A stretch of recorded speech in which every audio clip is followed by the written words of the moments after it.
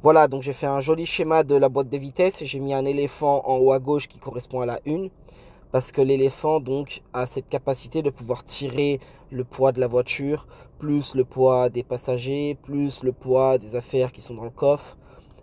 Pour rappel, une voiture, c'est minimum 1 tonne 2, 1 tonne 5, même sur certaines voitures, ça peut approcher des 2 tonnes. Hein. Mais vous êtes d'accord avec moi que cet éléphant, vous ne pouvez pas lui demander de courir très vite. Ou du moins vous pouvez, mais si vous lui demandez déjà, de un, il va arriver très très vite à sa limite. Et deuxièmement, ça va lui demander énormément d'énergie. Et donc c'est pour ça que c'est important, lorsque l'éléphant il arrive à sa limite, de lâcher l'accélérateur, de le soulager, et d'appuyer sur l'embrayage pour pouvoir donner le relais à un animal qui a la capacité de supporter l'effort. Voilà, donc je vous ai fait une petite liste avec différents animaux. Hein, voilà, donc après, c'est juste pour l'exemple.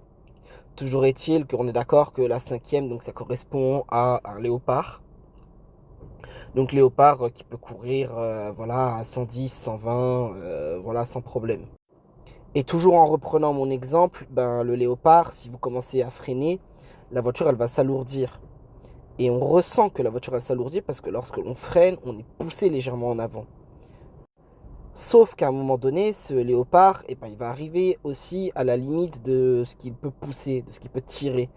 Et donc, du coup, il va commencer à râler, il va commencer effectivement à perdre en puissance, en efficacité. Et à ce moment-là, on est obligé donc d'appuyer sur l'embrayage pour donner le relais à un animal qui a la capacité de pouvoir tirer la voiture qui s'est alourdie entre-temps. Voilà, donc petit exemple sur le terrain. Donc je suis au volant de la voiture. Ok, donc je suis à l'arrêt. Je vais donc démarrer le véhicule. Donc je vais appuyer sur l'embrayage pour pouvoir donner le relais donc au premier animal qui est notre éléphant.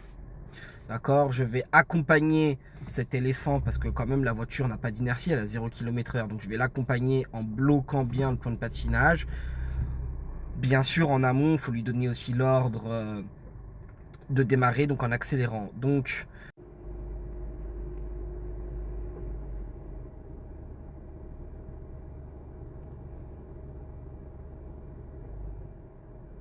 je vais accélérer et je vais donc accompagner cet éléphant en bloquant le point de patinage.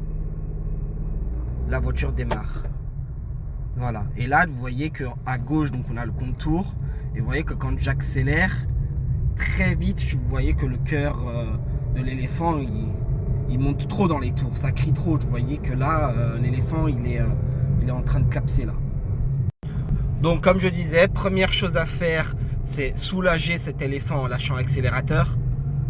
J'appuie donc sur l'embrayage pour le relais et je donne le relais donc à un animal qui a la capacité de tirer. J'accompagne cet animal en bloquant le point de patinage et après je peux réaccélérer. Voilà, et ainsi de suite. Le rhino il arrive au taquet, je le soulage, j'appuie sur l'embrayage, je mets la 3 donc le cheval. Petit point de patinage, j'accompagne toujours. Donc vous avez vu que plus la voiture va vite et plus la voiture a de l'inertie. Donc le point de patinage, c'est moins grave quand on ne le retient pas et qu'on met des grosses vitesses, puisque du coup on a de l'inertie. Mais vous voyez que quand vous mettez des petits rapports, la voiture a peu d'inertie. Voilà, maintenant petite expérience, vous voyez que j'ai lâché l'accélérateur, donc je suis en 3e. Voilà, mon animal, il commence à marcher. Voilà, vous voyez que là il marche. Voilà, il est au trot. Il n'y a pas de calage. Voilà, donc ça c'est ça qu'on appelle le frein moteur.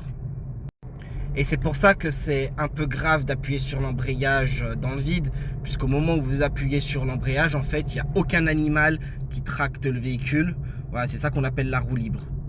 Donc c'est pour ça que CQFD la leçon précédente. Donc voilà, même chose. Maintenant, du coup, je vais freiner. D'accord. Et la voiture s'alourdit. Et écoutez la voiture comment elle râle. Je ne sais pas si vous entendez comment l'animal il râle.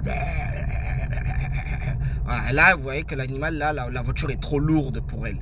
Donc du coup, il faut absolument que je donne le relais à un animal qui a cette force de tirer le poids de la bagnole pour être sûr de ne pas caler. Et là, la voiture, vous voyez qu'elle réagit normalement. Vous voyez, voilà, c'est ça en fait la boîte.